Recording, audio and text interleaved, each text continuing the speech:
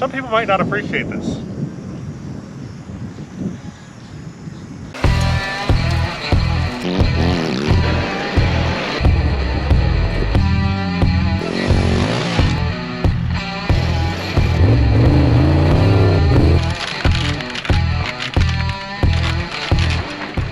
Last time on Lowbuck Garage, we took a one-way flight across the country, picked up our ride home. This is a 1953 Kenworth bus. Did a little bit of fixing, and then hit the road. Hopefully everything goes well. In that video, we went all the way from Connecticut to an island off the coast of Florida. Fingers crossed.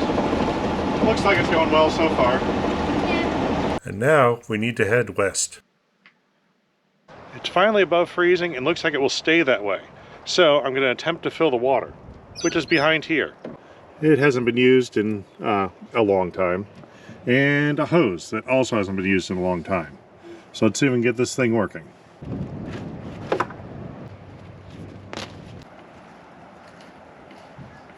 Alright, water's going in. And water's coming out. Guess that's why this flap is here.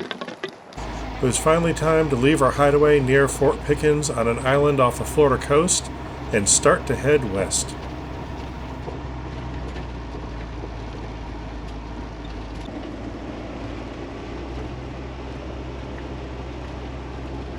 Oh, nice ocean.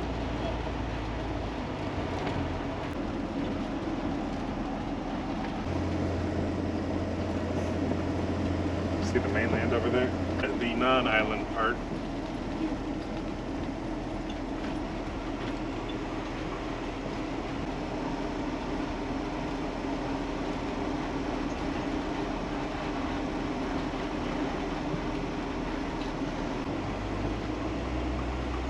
Leaving Florida, and now we're in Alabama.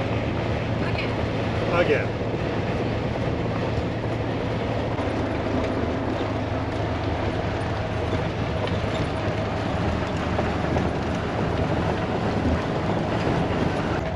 Going into a tunnel. Hey, the speedometer won't read when we're underwater.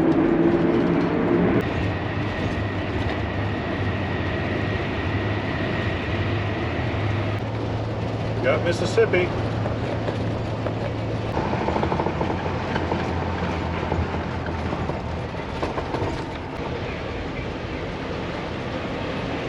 Biloxi Bay. It's another beautiful Walmart parking lot sunrise. Now that I have water in the tanks and I'm trying out the water system, of course it's leaking. So today's issue is going to be figuring out the water. Well, I think I found the water leak. There's a hose coming out of the bottom of the water heater, but the valve is closed. Let me open it up and see if more comes out.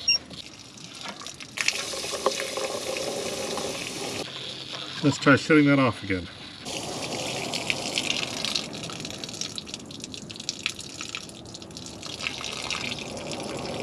So it looks like this valve won't shut off all the way. Yeah, there's a little bit coming out. Okay. So this valve is the problem. It just will not shut off. So just have to replace the valve when I get another valve. For now, I'm just turning off the main water in. Luckily there's a valve for that too. See, another little puddle here. Where is that coming from? This time it was coming from the lower radiator hose. Well, about a quarter turn. Wasn't loose. That heat shield's loose, but oh well. Interesting the way it's twisted there. Not sure about that. Mississippi River.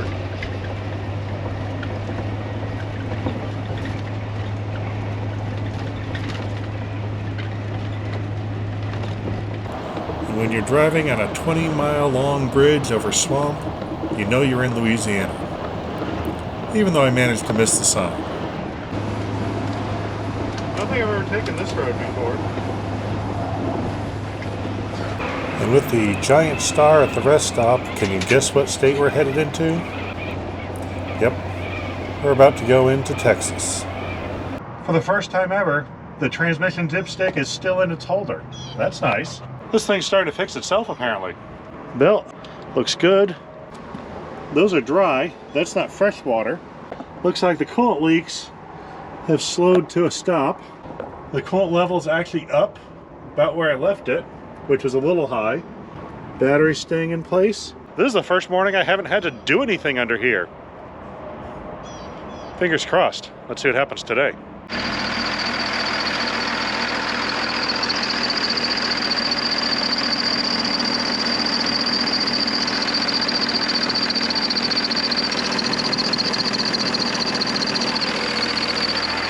I heard a squeaking while the engine ran. Tried to move the camera around to isolate which one it is. I think it's this tensioner idler pulley. So I pulled the belt off so I could spin them freely. Everything else spins pretty good. Don't hear any sound from this. Alternator sounds okay. Hear a little noise from that one. So I think that's it, which fits about where I heard the sound from. Of course, I don't have a spare one.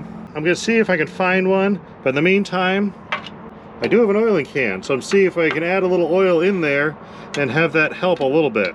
I don't know if putting oil in like this will do it. Oh, got it on the belt. That's what I was trying to avoid. We'll see. If that oil does it, I know for sure that's the issue. The squeak's completely gone. So for sure, that pulley is the problem. It started to get hot, but I discovered a nifty little air vent right in the side.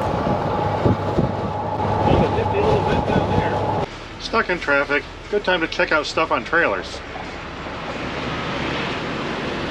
So we stopped in the Buc-ee's in Katy, Texas. Now normally Buc-ee's are pretty big, but this one is huge. We were here a while. I got the triple meat sandwich, which you could not eat on the road. Need fork and knife, and there's so much barbecue. Can't believe it. I already found another idler pulley and tensioner and picked that up, but it's not squeaking anymore. So it seems to be working okay. I'm gonna keep the tensioner with me. They said I can return it if I don't need it at another O'Reilly's. If I don't need it, I'll return it. If I do, I got it with me. There's a little vent. That thing is perfect for putting air on your legs. So of course, after all the freezing weather, it's like 80 some odd degrees here near Houston. Go figure.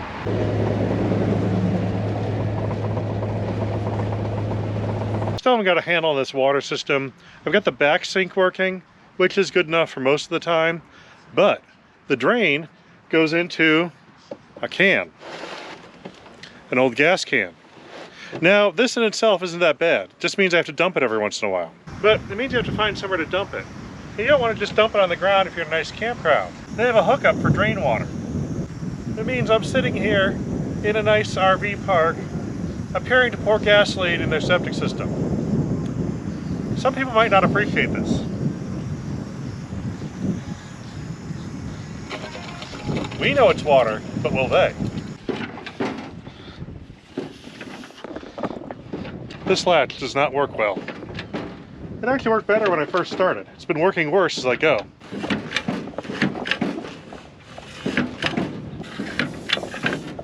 There we go. Finally latched. Another day of the dipstick staying in the transmission. That's good. And this time, this filter minder was green. Things are improving. Coolant is right up where it should be. Still at the same slightly high level I left it. Oil level's fine. This belt seems okay. I'll start it up and see if that thing's squeaking. I don't want to jinx myself here because I haven't started it. But right now, this is my best underhood check yet. We're getting somewhere.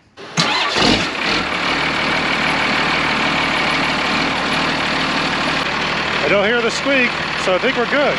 Didn't have to fix anything today? All right, something's gonna go wrong.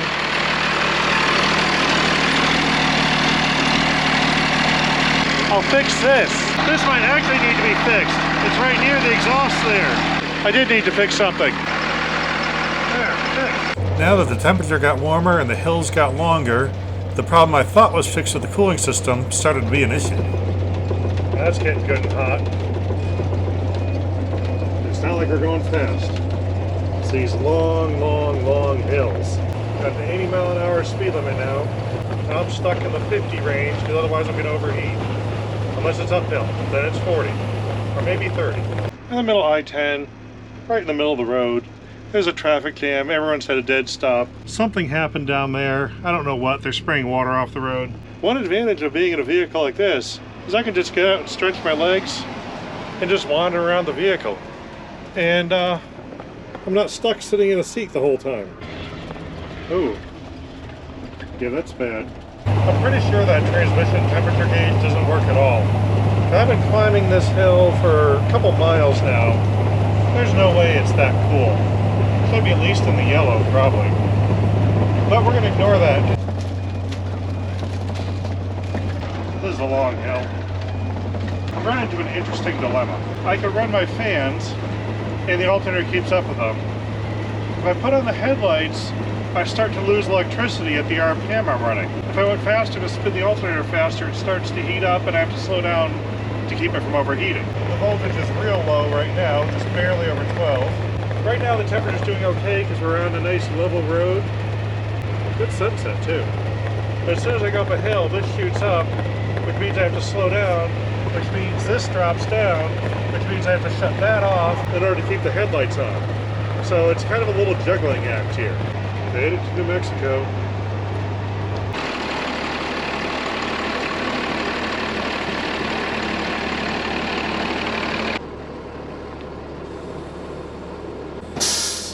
Well, we made it.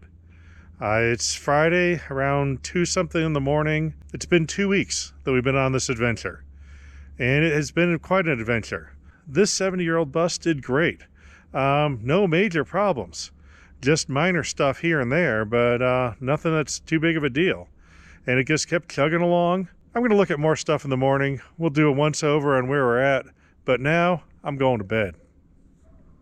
People have asked me what kind of fuel mileage we got. I actually don't really know, for sure. The GPS speedometer I got doesn't have an odometer, so I sort of guessed by mapping software about how much we should have gone. And then the fuel level is different now than when I started. There's actually a little more fuel now than when I took off. But with some rough guessing, I think it's somewhere around 11 miles to the gallon, which is pretty darn good for something this size. I figured it's finally time to take a look at the bus from the underside. Now, I could have done this before I left, and it probably would have been good to check things like U-joints and the rear axle and stuff like that, but I only had 2 weeks to do the whole trip. If I found something that looked questionable, I would have felt obligated to fix it, and possibly properly, and I didn't have time for that. So I didn't look and assumed it would all be fine. It worked, but let's look now. We have the engine, air compressor for the air brakes. This looks like a fuel filter water separator. Wonder what it has in it. You can tell by the way it beads up, it looks like water. Oh. Now it's fuel. That was a little bit dirty. Yeah, that's definitely was water in there. But there wasn't a whole lot, so that's good. We were fine there. I might do the filter someday, but not immediately. After driving for a while, that dipstick is staying in. So I'm going with the vent might have been slightly clogged and cleared out, and everything's fine now. So I did a proper job ignoring that problem. Looks like a filter for the transmission, and a giant transmission cooler. That's nice. Looks like oil's coming out of the rear end, which is not ideal. So we got a pinion seal leak. That's something I might have felt obligated to fix if I saw it before I left. But luckily, I didn't, so we'll fix it now. We have time. That's a pretty serious pile of spring there. What else we got? I see hoses, I see wires. I'm going to have to figure all that out eventually. I know the heater's all the way up front, so some of those have got to be coolant. The U-joints all feel fine, so I think those are good. I'll grease it up too eventually, but that's the thing. I've got to figure out what rear end it is and where to get a seal. So that might take a little time. Now that is one heck of a big oil pan on that transmission. That thing holds some serious fluid. I'm also noticing it's pretty low. This is definitely an on-road only vehicle. This is handy. The transfer pump has one of the little manual handles. In case you run out, you can pump it and get fuel to your injector pump.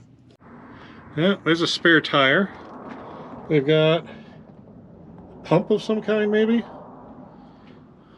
Air conditioning ducting. Here's the other side of the engine. Oil pan kind of looks like it's leaking. Now that's not critical, so we'll ignore that. Good use of zip ties there on the transmission lines. Huh, kind of looks like it has a PTO drive output on an automatic. Weird. There's duct tape with a label on that. Have to figure that one out. There's a potential exhaust leak. I noticed it when I was doing the starter. I saw a little poof come out here. I had no idea it was that bad. Yeah, there's not much actually connecting that one anymore. You know, I wonder if that's the source of all the black on the air filter. That stuff. Blowing in the engine compartment and then being sucked through the filter. I'm definitely going to do something about that one. If you recall in the last video, I looked underneath the bed where the tools and parts were, I didn't go through it, but I figured there's enough stuff there that I should have what I needed. I emptied it. Here. All this stuff, that was all inside the bus. 3 alternators, pipes, toolbox, another toolbox, battery charger, spare fans, all sorts of things. Repair manuals, information on it, the transmission service manuals in there somewhere, 3 oil filters, antifreeze, oil, ATF. It appears to be a used oil filter in a bag. Huh. There's an awful lot of gaskets in this pile. Oil filter wrench, screen installer, folding shovel, hand bearing compass, precision for the safest sailing, another oil filter wrench. Huh. Some kind of airway flow device? I think that's for humans. Definitely an odd assortment of stuff here. Everything was in there, if I really needed it. But there's so much stuff in there, I couldn't find anything. So I'm going to go through this, find the bare minimum that I need, and put that back in the bus. I have a theory of stuff, and too much makes you less effective. Let me give you a tour of the inside here. You've already seen the driver's area. That's where I paid the most attention to. But there is air conditioning. I'm not sure the vintage of that air conditioner, but I think it's old. Then we have passenger seat, cup holder. And this is a couch out of a conversion van. So this actually will fold out into a bed. And my mom just many years ago made a cover and then kept patching it to make it look kind of right. Got the fridge, got a recliner. Missing a few pieces, but good enough for bus use. Got the dinette here, storage under the seats, counter. There's no propane in this unit, but it does have a microwave, hot water heater. There's a bathroom, normal bathroom-y stuff. That's mounted but not hooked up to anything, so that's got to be done someday. That one is hooked up, which is good. There's a shower on the other side. The one thing I want to show you, there's not much headroom. The whole bus tapers inside. There's not much room in the back. You can't stand straight up. And then my dad put a shower in where it curves down, so there's even less headroom over there. Let me show you what he did. He sunk the shower in the floor. So you go from no headroom, step down into the shower, and now you got plenty of headroom to take a shower. I've got plenty of clearance here because the floor is lower than the floor. And then in the back, we've got a couple of beds, a bench seat that goes across, some storage, some shelves, all that kind of thing. So back 20 years ago, my parents could live out of this and go around the country to various conventions and things like that and have everything they need. It was pretty comfortable living. But now that it made it back here, my parents want to see this up and running again and back to functional condition. So I am going to start in on clearing out stuff, cleaning up stuff, fixing things, make this thing completely functional again. So this should be interesting.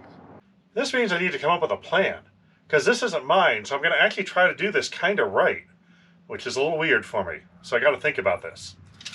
First thing is stuff that broke either while sitting or on the drive. The tachometer died somewhere in Louisiana. Got that belt tensioner that started squeaking, but isn't squeaking now that I oiled it. I'll look at that. The water system, I got to make a list of that stuff.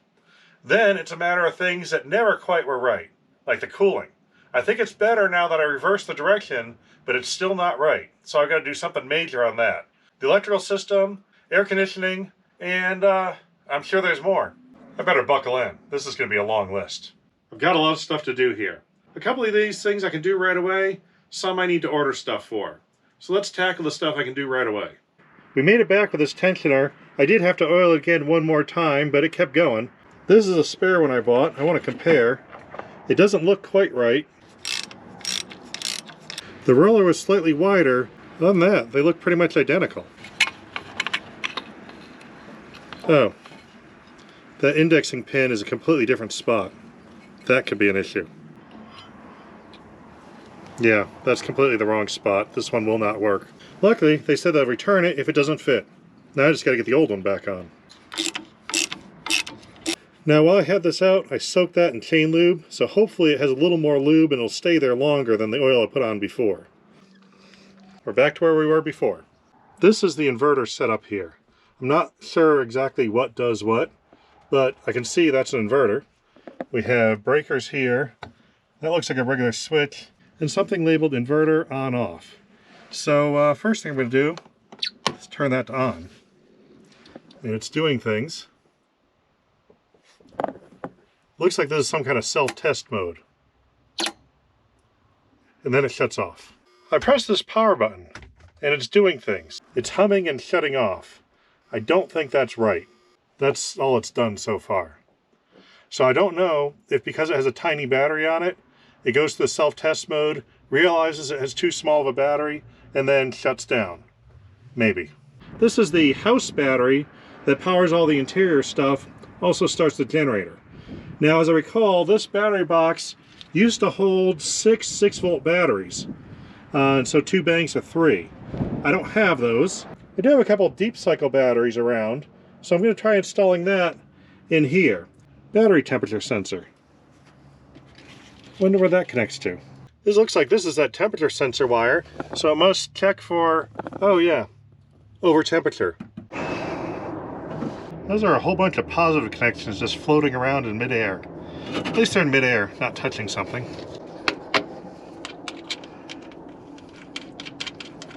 Now we're going to have a little more power. I got one of these in my forklift too, so if I need to, I can steal that and have double the power. We'll see what this one does though. That one's not blinking and searching anymore and shutting down. I think we have power. Now this outlet is labeled inverter, and it didn't work when I was plugged in before. Now, we've got power to the inverter stuff, so it's definitely working. I was digging through the pile of spare parts that were in here. I found this. That is a remote control panel for this unit that has all the buttons and a display and stuff. So my dad had this set up for basic operation of creating 110, but I think this unit can do a lot more than that once we get that installed, which I install once I find the cord. Now this engine's set up with 2 alternators. Now these are both wired up in the 1-wire configuration, so basically you just have the 1 output wire. This one goes to the engine battery. This one goes to the house battery. Normally with 1-wire alternators they have to spin a bit in order to charge. That one always charged instantly the whole way and too high, like 14.5 volts.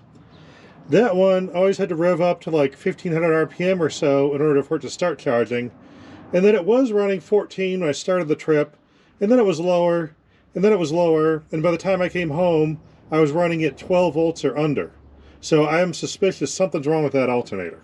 Here's the voltmeter. That switch picks which one you're doing. Right now the H is on the house battery. We got almost 13 volts. Switch it to the engine battery, and we've got like 11.5.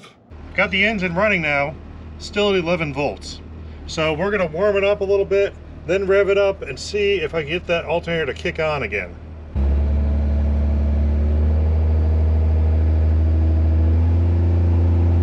There we go. Now we're showing 13 volts. Let's see what we have in the back.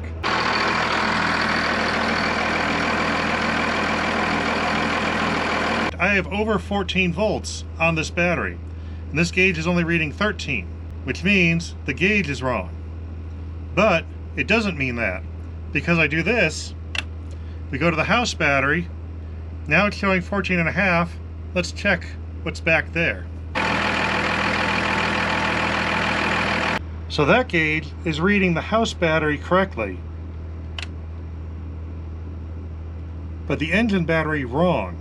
The gauge is fine, the problem is either in that switch or possibly in some of the wiring that goes all the way back there. All this natural roof insulation that came from sitting under a tree for 20 years, that's gotta go. We gotta do something about that. I've got a pressure washer here. I'm gonna give a shot to the roof of the bus with it. But it doesn't actually work. So we got to get it working first, then I can try the roof of the bus. Now I've had the engine running, but it doesn't actually pressurize anything. So I'm thinking there's something wrong with this pump thing.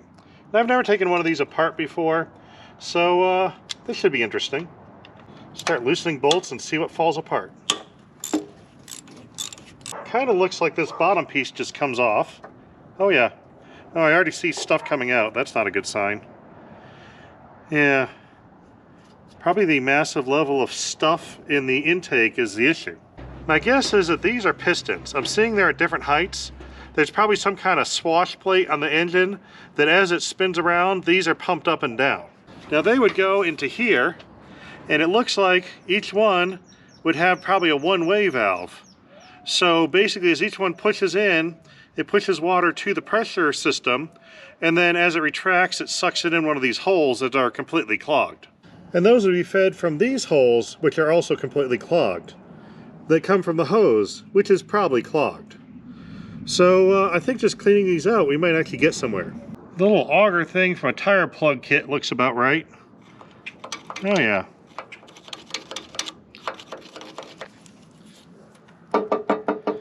Just had an O-ring fall off of me. That could be important. This is the one that fell out. It looks pretty bad to start with, so I'm definitely replacing that. Too small. That looks like it fits. Try again. Probably should have taken off this big hose. That would have been easier.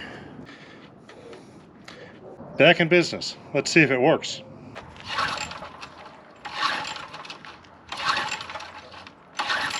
It did run at one point. Let's check the spark. The spark plug's soaked with gas, so I think it's flooded. We'll just pull it over a few times and try to clear out the extra gas in there. Doesn't seem to be working. There, carb flooding issue fixed.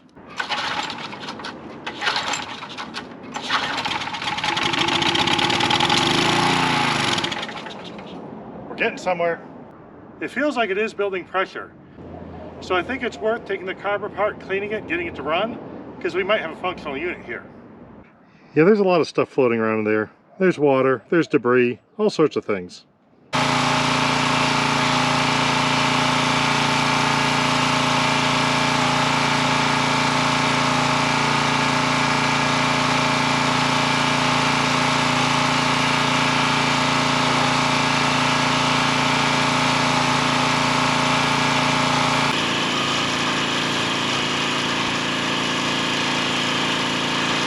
I spent the entire morning with the pressure washer working the roof of that bus. I got it half done.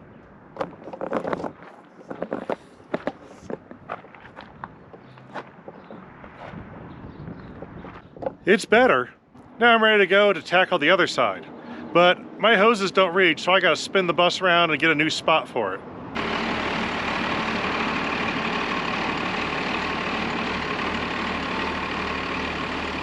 It's actually pretty amazing how thick and textured this stuff is. I don't know if you can see it on camera, but that's grown up quite a bit. Probably at least a 1/16, maybe even some of spots an 1/8 inch off the surface. And it's amazing how well this stuff sticks, which is a big problem actually. Because whatever mechanism it sticks by, it started growing roots or whatever underneath the panels. And they're actually splitting apart a little bit with plant life growing in them. Which means I don't think this roof is watertight anymore. It's now after 4. I got the other side done. I was all happy to quit early. Then I found out the stuff I washed from the other side went to this side and stuck on. So now I'm gonna rewash the first side again. Maybe someday it'll be clean. After an entire nice sunny day of washing a bus, I think I finally have it kind of plausible. So I'm happy with those results. Eventually I'm gonna need to coat that roof with something. I'm not sure what. It's probably gonna have to be some kind of elastomeric sealing roof coating RV thing. I know they make coatings for RV roofs that do seal small holes. I've never used any of them. If you have any suggestions, please let me know in the comments, because that's a lot of roof and it's hard to get to. I don't want to have to do that twice. So I want to get something that sticks really good and seals first shot. I also took this opportunity to try out something. Ever since I moved this bus, I've had the air conditioner on. Let's see how that's doing. This unit has been on for hours, I think 3 to 4 hours or so. Let's check with our thermometer and see what we got. I'm outside right now. Let me get a reading there. 76, 77 degrees. So a little under 80 outside. Now I'm not directly in front of that unit, but kind of close. We've got a few degrees cooler. Not a whole lot. We'll put our sensor directly in a vent, 54 degrees. So that unit is actually cooling, but not a whole lot. That AC has got to be upgraded. Basically that AC's got to be removed and a completely new unit put in, because that's not going to cut it. Well, I managed to knock off a few things on my list here, so that's good. But I also added some, which is also good because then I get to do more stuff. So I've ordered a number of things that are on their way here, but they're not here yet. So I can't do anything about installing them if they're not here. I think we're going to end the video here right now. And I'm considering this one a wild success because we made it home. That alone was enough. And that was one heck of an adventure. My whole family loved it, and we want to do it again. So I'm looking forward to fixing this up and making it ready for more trips. Now, if I do a decent job on this, I think my parents will let me borrow it when I want to. So I'm going to sneak in a few upgrades that I want. Now, my mom can do wonders with just a microwave and a little plug-in electric stove. But I lack that skill set. For me, particularly when camping, I require meat cooked on fire. Those things are mandatory. So I need a way to store meat and a way to produce fire. Possibly a bolt-on outdoor grill or something. Not sure what yet, but I'll figure it out. You'll see a lot more of this bus because there is a lot of work to do. And it looks like it'll be a lot of fun. So I'm going to keep going on this project. I hope you guys are having fun on your projects too, and we'll see you next time. Forget the list. I'm going to take a nap.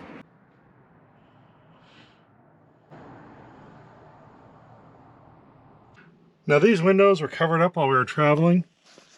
Didn't realize there's actual moss growing inside the vehicle. Yeah, we have plant life inside.